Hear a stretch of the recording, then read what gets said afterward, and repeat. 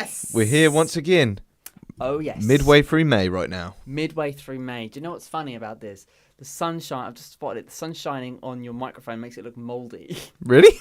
Yeah, the side of your mic is mouldy. Oh, really? It's like all the fungus, which kind of falls into play with the movie that we're talking about. Gross. I do watch these. Oh, I hope you do. I do. It doesn't look like I do. Yeah. On the screen, but I do. No, yeah, I'm glad that you do. You notice I had a green one and I've swapped it for a yellow one for the green screen. And the sunlight just ruins it. I know. Damn sunlight. Honest to God. But that's actually funny though. This is the first review that we're doing where I'm 29 now, Dan. My birthday has been and gone. It has been and gone. Is there anything else to be said on that? No. No? Nothing at all? Nothing at all. Okay. All right then. Nothing at all. Nothing at all. Nothing at all. Classic line from The Simpsons there. I'm sure it is. So, Tommy, your aging process. Got back pain yet? Not yet, but I am getting up in the night to go to the toilet. Oh. I'm the weak bladder. Different problem from what I'm experiencing. Although part of my problem is, have you been on a trampoline since you were 10? No. Don't do it. Yeah. I legit think the last time I went on a trampoline was when I was 10. That hurt. Going on there 2 weeks ago. Yeah. Well, not going on. Going on was not the problem, folks. Coming off. We're old folks now, Dan. Oh. We got to take it easy with ourselves, I mean, I used to be able to get off that and do a barrel roll. Yeah. This time I got off my knees, which would always automatically bend. Didn't engage. Oh, what happened? Contrary to the kind of movies that we watch, we're not 10 anymore, are we, Dan? Wish it was. Not politically, not in school or anything. Being brought up on Generation TikTok. Yeah. I'm glad our childhood was brought up when IQ still existed. But, yeah, oh, wow. Yep. Yeah, no, don't trampoline and also don't go up a ladder either. I plan not to. You say that, but now it's time. Yes, we'll see I've where it got leads. something for you. We'll see where it leads. Sadly, we're keeping that off YouTube. Of course, rightly so. For legal reasons, in case it gets medical. Right, so anyway, moving on. Yes, Tommy is a year older now. Yes. Not wiser, just older. I'll never get wiser. Well, that is where you are wrong, Tommy. There is one thing in this world that does help us keep our brains active. Do you know what that is? No. What? It's a game for you. A game? This is a game for you. To guess. This mathematics counts as a birthday present. I can't even hazard a guess. My mind has gone a blank as it always is. I gave you the answer. Something that helps us. Forget about it. You know what I'm really teasing for, and I'm just trying to make stuff up now, is for this. See, I tried to peek, but all I could see was the wrapping paper, which is done to tremendous effect, I must say. Very. Look at it. Eyeball that. Look at it. Isn't this the best wrapper? I need to call it wallpaper. Wrapping paper you've ever seen. You wished it was wallpaper. Great idea. Like, take your money, right? Let's go get some paste. I've got a reel of this stuff. Let's blast it on the walls. For you, birthday boy. Oh, thank you. In traditional style on this YouTube channel, which doesn't have a name. We open it We're opening on air. Yeah, oh yeah. And live. Live as well. So hurry up. All right. You wrap this like a motherfucker. Any guesses what it could be? What? I feel bubble wrap. Is it bubble wrap? Did you just get me a layer of bubble wrap? Yes, I did. What's in the bubble wrap? It's okay. It's something. It's a PS2 game. Oh my god. After all the memes that I've been sending you this week, you really took the hint and you got me Ed, Edd and Eddy, the Misadventures game on PlayStation 2. So what it was, right? I didn't know that an Ed, Edd and Eddy video game existed. I had no idea such a thing existed. And I follow a guy on YouTube called called a shop called DK Oldies over in America. Yeah. And they specialise in retro gaming. And every now and again they take a Q&A and someone asked them a question. You got any video games based on cartoon characters? Yeah. And or cartoons? And he was going through a couple of games. The usual stuff that you heard of. Your Donald Duck, your Mickey Mouse, Tom and Jerry games, Simpsons games. There's an Ed, Edd and Eddie game. Yeah. And I bought it there and then. I'm like, oh, I'm so getting this. That is So a it's tremendous buy. I had to guess and say, I don't think he's got this. There's a chance that you would have had something like this. And I'm really glad that you don't have it because obviously now you do.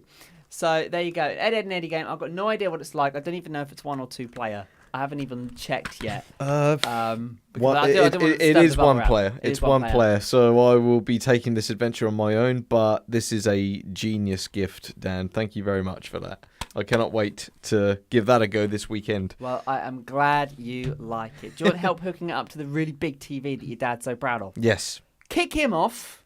Send him to the bedroom. Plug the PS2 in and just go to town, right? Yep. That's the plan. It'll be a little bit blurry, but there's a setting you can change. I'm sure. Sorts that right out. Okay. Right. So, yes, that was why I was saying about guessing what it was. Okay. Yeah. You understand. I understand now. Yes. Welcome back to the room. Well, Tommy, let's get on with it because this one does actually concern a friend of mine. So I'll let you continue. Okay. So to continue with Mythical May, we are talking about the 1999 action film The Mummy. Universal Studios originally pitched the idea of The Mummy as a horror film, considering that that is the theme of its roots in cinema. You know, it used to be an old horror movie. But director Stephen Sommers made a smart decision which would benefit both the studio and the audience. He envisioned the film as an Indiana Jones type adventure film, full of treasure and creepy crawlies, which benefited the studio because it could be rated to appeal to a general audience, and also a benefit for the audience as it's a fun adventure film that adults can take their kids, recommended above at least 8 years old, to watch a film that they can both enjoy. Or the official recommendation of 12. Yes. Is it 12A? This was in 1999, so it would have been 12, not 12A. Oh yeah, they didn't introduce the A to what, 2006? 2002, when Spider-Man came out. That was what introduced the 12A, as far as I'm aware. So it was 3 years away from the 12A system. I love how that Spider-Man came out. They're like, too much for that, not enough for that. Let's introduce a new one. Yep, and I'm glad they did. But how would we do that? I'll just put an A in. Well, it was annoying because I missed Spider-Man when it came out at the cinema. I didn't get to see it, you know me, I'm a huge Spider-Man fan. So I may have noticed. Yeah. To miss out on seeing that in the cinema, although it's being re-released this year in Cineworld in August, and me and producer man Steve, we're going to see that, and I cannot wait. I swear you're going there just to watch reruns now. I am, yeah. Do you actually watch any new films there anymore? Not really. Seriously, I'd say a good 70% of my cinema viewing at the moment has all been re-releases, and I'm okay with that. To be fair, the way that your dad's going, you won't need a cinema soon. That's true. Yeah. All he needs is a popcorn maker and a screen, and he's set. And we don't spill the popcorn on the floor like some people. But yeah, anyway. That's so rude. I was going to invite you around here to watch National Treasure, but forget it. See, that's another thing. National Treasure is a lot like The Mummy in a lot of ways because they're both adventure films. They're about them chasing treasure. It's so I think you would enjoy The Mummy. You know, I was about to make a cast joke about, but does it have Nicolas Cage in it? But it's got a friend of mine in it, so I can't say anything. Yeah, you can't say anything there. I'll list through some of the main characters and my views on their portrayers' performances.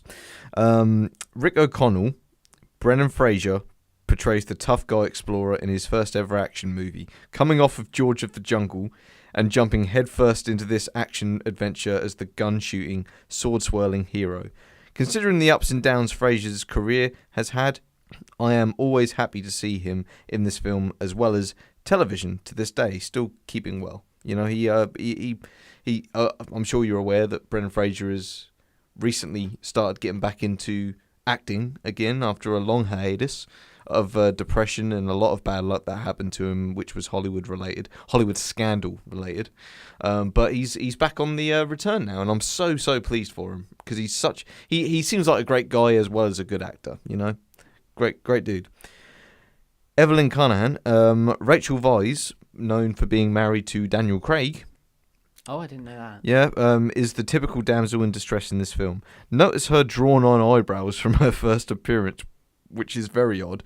But ultimately, I like seeing her clumsy. You literally just said that right as she came on screen. Did I? By the way, I just want to apologise to the viewers that were seeing a different film just a minute ago. I don't know why, some computering error. I definitely did it right. What other film?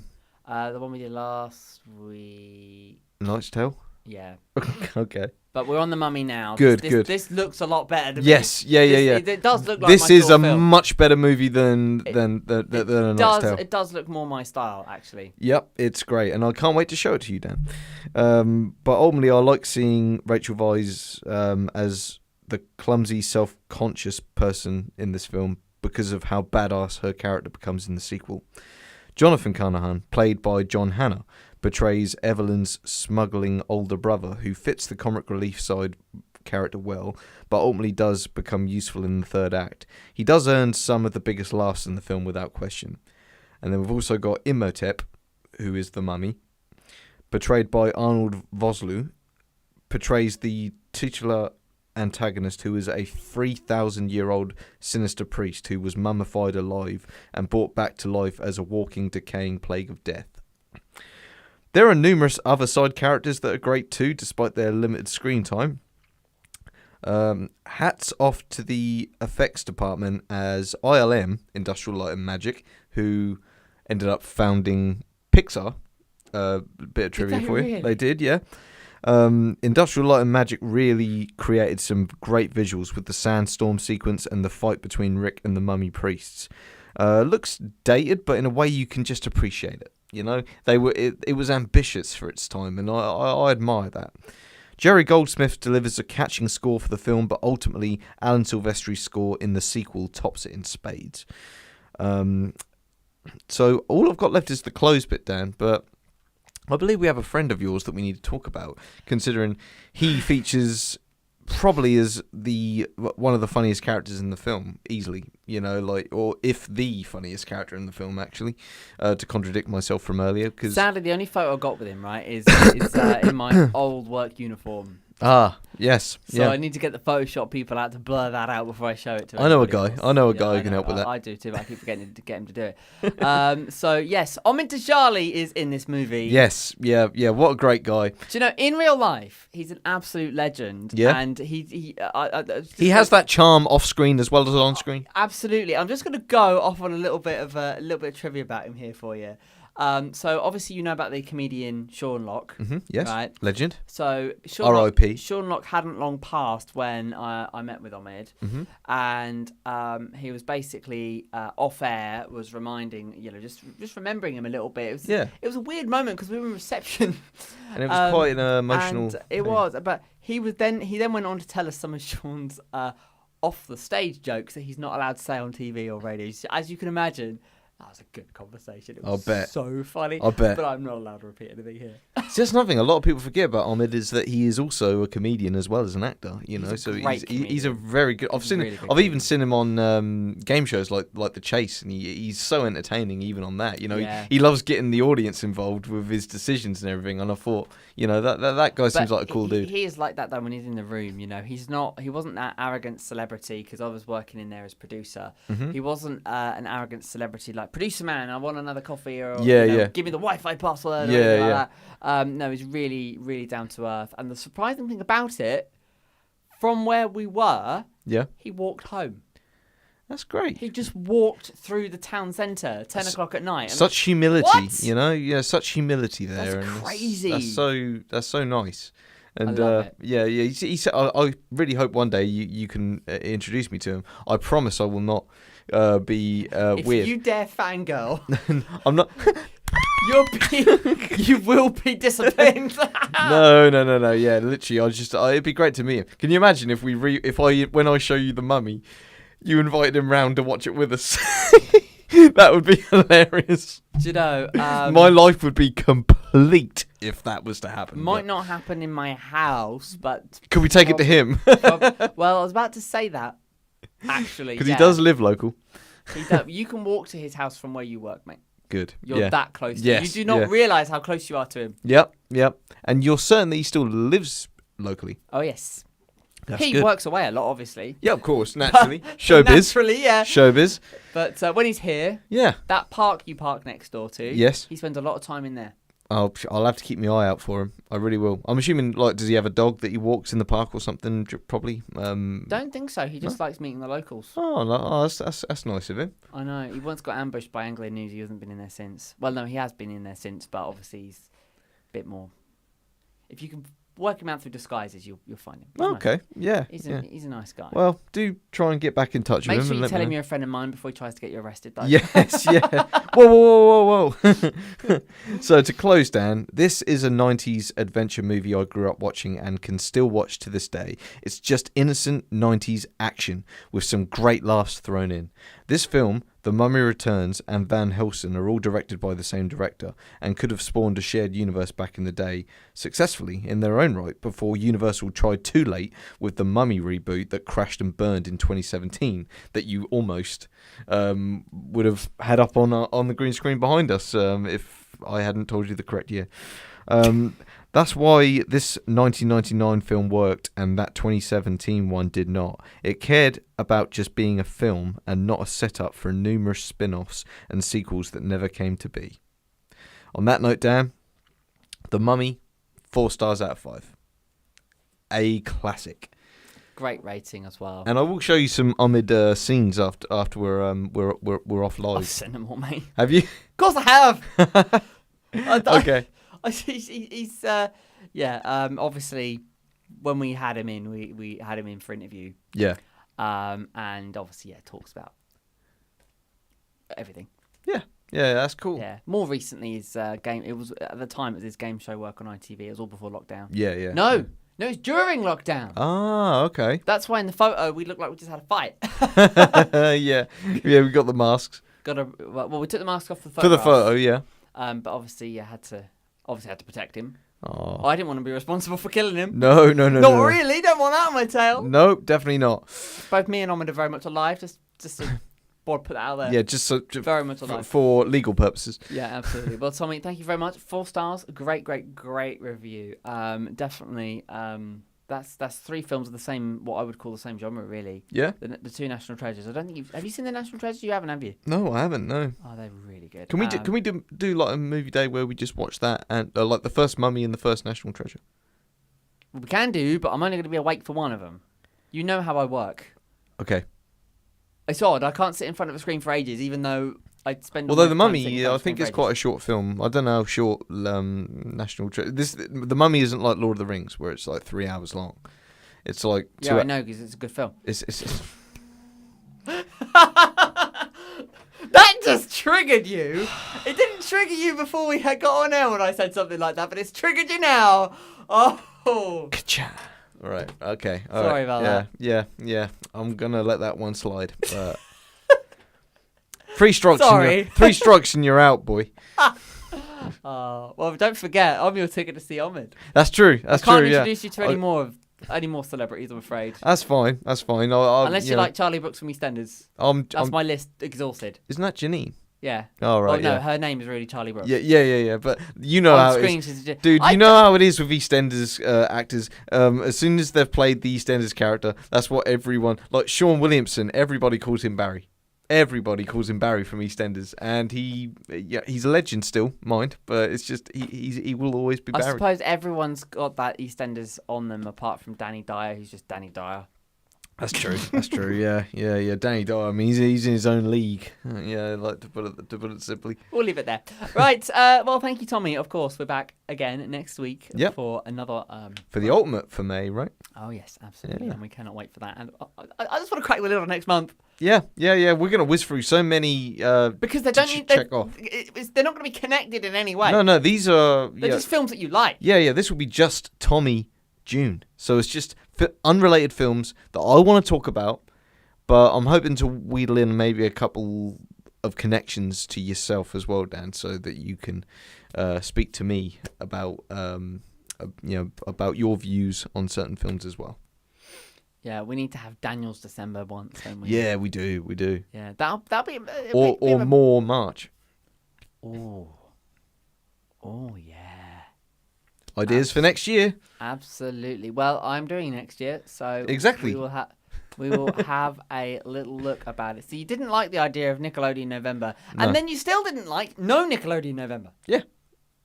But remember, like, for your month... That's literally the only 2 genres of movies. Well, that if are it's out your there. month, you know, like, you're going to be talking to me about the films. And then I'm going to yes. be chipping in. So it'll be a role reversal. And do you know what? I've got some films in mind that you're probably, when you hear them, you'll be like, oh, yeah, I kind of knew this was coming. But you're not going to expect them off the bat. All right. They're not all SpongeBob and Jinx. There are other films in there. Harry Hill movie. Have you seen it? No, and I will never will. It's pretty bad. Yeah. Pretty That bad. doesn't To surprise be me. fair, producer man Steve took me to the cinema to watch that. I wasn't going to go. That's the last time you went. No, Incredibles 2 was the last time you went to the cinema. Actually, I like that one. I did enjoy that one. I did enjoy that one. And there was that. Oh, there was something I wanted to do with you. I wanted to do a